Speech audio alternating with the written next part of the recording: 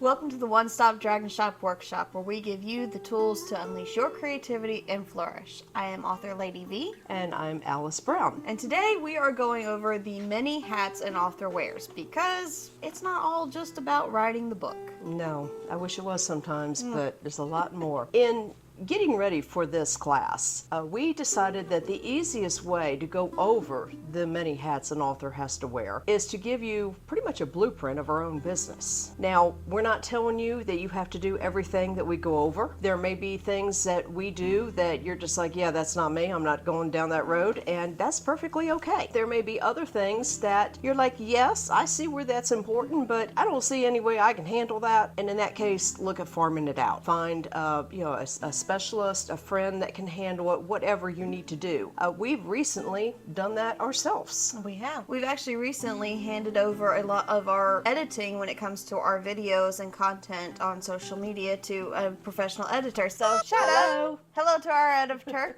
Hello, editor. Who does a wonderful job on all of our content. They do wonderful. So let's dive right in.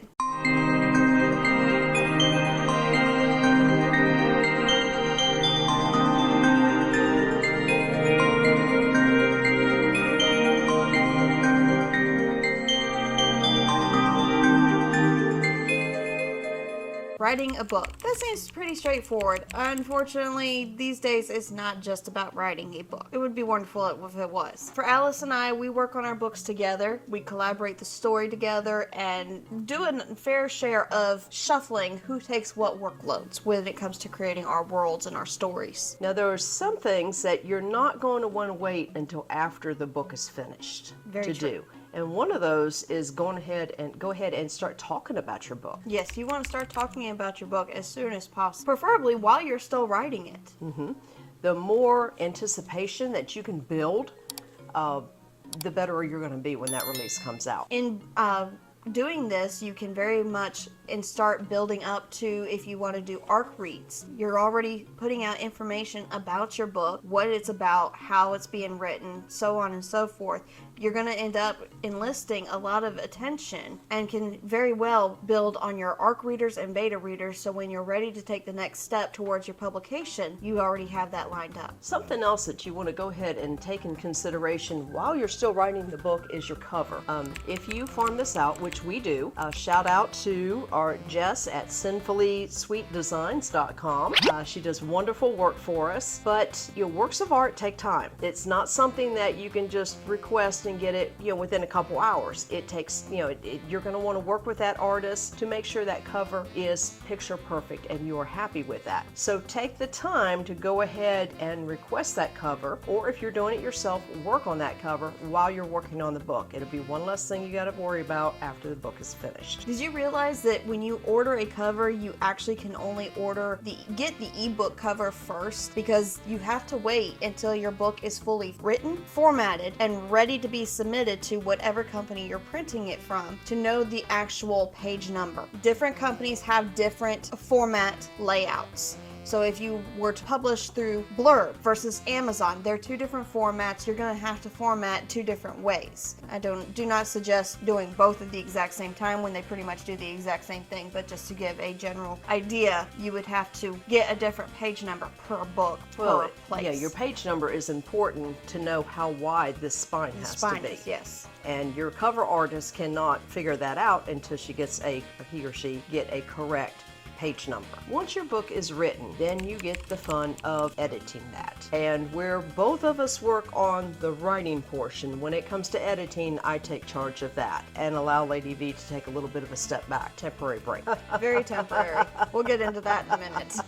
But we use a program to help us with our edits, and I usually take the book through that program at least twice to make sure we catch everything. Once that is done, then I feel confident that I can hand it off to my beta readers to see if they catch any other mistakes. Once that is all done, you get the errors back, you get them corrected. At that point, then you're ready to start the formatting of your book. Believe me, that's really where the work comes in at. This is where Lady V comes back into the picture because she's in charge of all of our formatting. Formatting can be a daunting task to learn, and it might take you a book or two to finally get everything picture perfect the way you want it. Do know that most of the time when you are formatting a book for print, you can also request a proof copy from your printer, be it Amazon, Blurb, and I know several other companies do allow you to order a proof copy. If you have special details going into your book, journal entries, artwork, detailed chapter headings, I would highly suggest you do this. This allows you to get it in print format, see what it's going to look like, and make sure you don't want to make any final changes before actually submitting for print and ordering your copies to sell to your customers. Just know that when you're figuring out a release date on your book, to take that in consideration, because that one sample copy will take a little bit of time to arrive, and then you want to give yourself a chance to make any mistakes and then go in and order. And of course, once you order, it takes a couple weeks to get the books in. Just a little behind the scenes for when it comes to printing books. You would think that if you're just printing one proof copy, no big deal. That could get to you pretty simple. It actually is a little bit different than that. Printer companies will print out bigger orders first because they can mass produce the printing. It's very similar to if you get stickers printed. You ask for 5 stickers, but the sheet actually is for 12. So you're going to have 12 stickers made, and most of the time you end up getting extra stickers because you asked for 5, but the sheet has to be 12. Yeah, otherwise they've wasted the rest of the sheet. It's very similar way with printing a book. So your proof copy will be delayed in being printed most of the time prior to like your order of 200 books. So once Lady V takes over for the formatting, she usually formats our paperbacks first. And the reason for that is because they take time to come in. Your ebook formatting is relatively quick, is it not? It is, because usually you can take a draft from your print copy and reconvert it into an ebook file, and it's almost a hop, skip, and a jump to the finish line once you get into the formatting. We will end up doing a video on formatting both ebook and paperback later on down the road where we can cover these details, because there is a lot within formatting. A lot. Well, and not only do you format for paperback and then for Amazon, but you also format for draft to digital. I do. We were with Smashwords. Smashwords got bought out.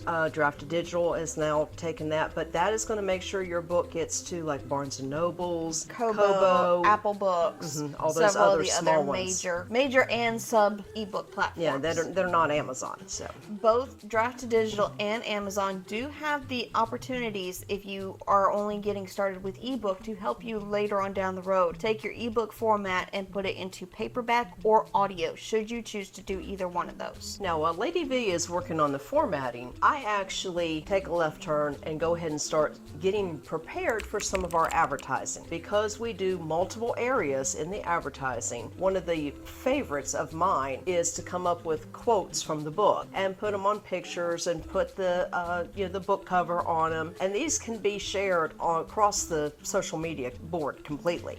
You can easily put them in, if you have a YouTube channel, on your YouTube posts, not your videos, but your actual still posts. Of course, Facebook, Instagram, and even TikTok allow your still pictures, and you can actually get quite a ways with people viewing your content. So once Lady V gets the book formatted, at least in paperback, we then contact our cover artist and give her the page number, and she does our wraparound cover for us. At that point, the order has to be put in, and we usually place the order for the paperback before we set a release date, because at that point we kind of know when the book is going to be coming in. One thing that you don't want to do, if you can get around it, and this has bit us in the butt a couple times, is have release day show up and you have no books, which is what happened on this last release of Elise Treen. Amazon got running behind because of the holiday. They didn't arrive in time. They were a week later, so. Well, I would like to take a quick minute and mention that you will have to be careful in when you schedule release dates, especially if you're looking to get your paperbacks in ahead of time. Holidays will affect printing time.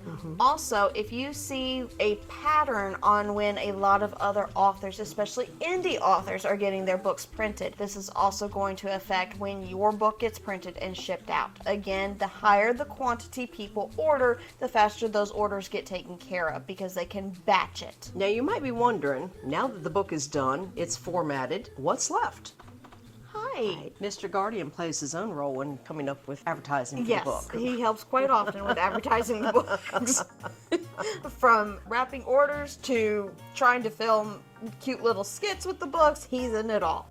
While social media does play a huge factor in the success of your book, there are other avenues, and here are a few of the outside avenues that we pursue with our books. One of the easiest ways of being able to promote your book and helping it grow online is having merchandise to go along with it. This can be from cute bookmarks that match your story and your aesthetic to character art, book-related and character-related stickers. You can really build up a nice collection of merchandise featuring your book, especially in lines of fantasy and romance. I've even seen several authors, I'm not sure if they make it or if they pay somebody to make it, but they either crochet or knit characters. Yes, characters are another That wonderful. is a big thing in children's books.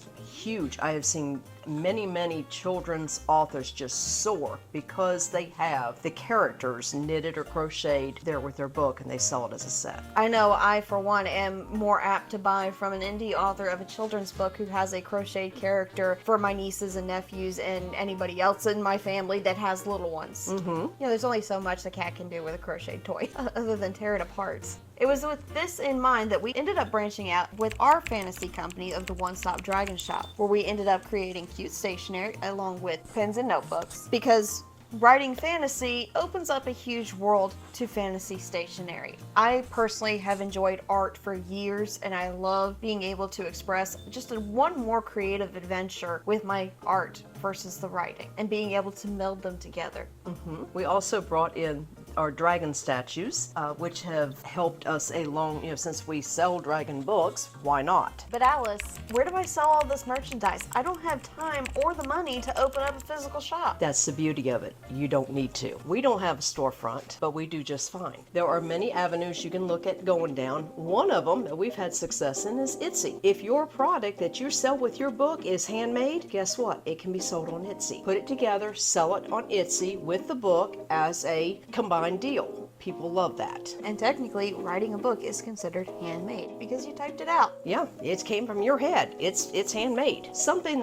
else that we have done that have had good success with is we do approximately 9 to 12 shows a year. Now, we have found our success in the Comic-Con world because we write fantasy. If you write something else, children's books, contemporary, history, whatever, I would strongly look at craft fairs. That's where we started originally before we moved into the Comic-Con world and had good success there.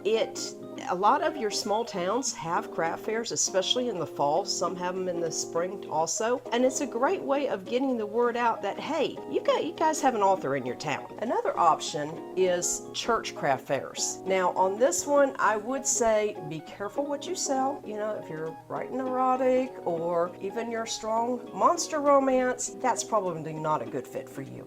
But if you're selling children's books or contemporary or, historian or whatever, that's a great fit, and they do very well. Another form of getting your information out there is having a website, and this is a big one. It's a daunting task to set up a website, and I understand that. I was very thankful that many years ago when we originally started getting into the writing world, I had another writer, another author who reached out to me and gave me the name of a website that is super easy. That is Bandzoogle. They were designed originally for band members to have their own website, but guess what?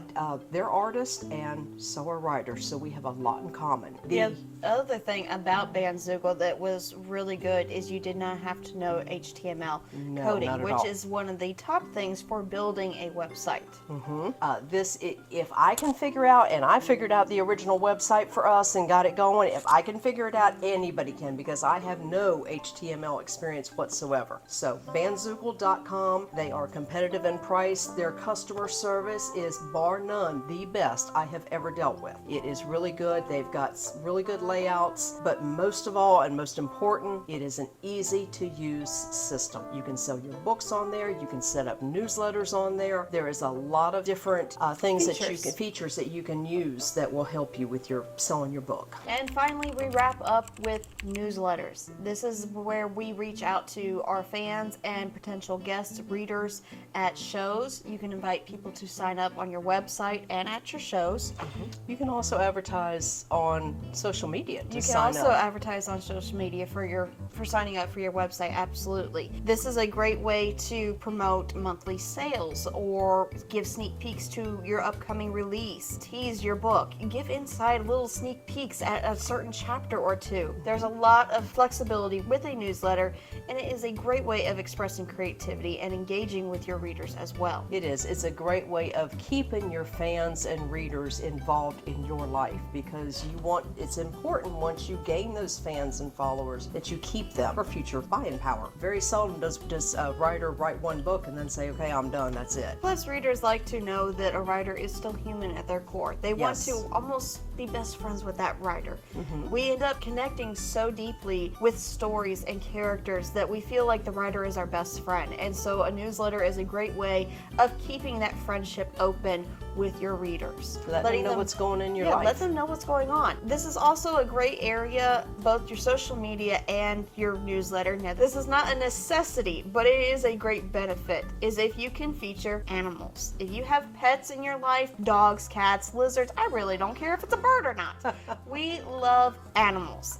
Guardian is the feature of our business, mainly because he's the only one that wants to be in the middle of everything. And we ended up deciding, why not use it to our advantage? He wants to be in the middle of it. Who doesn't like a cute cat? It's a win-win. Now, mind you, if you have scorpions or tarantulas as pets, I'm not really gonna watch that, but that's just my personal opinion. You can keep the cute little critters to yourself on that side. So we hope this video has been informational.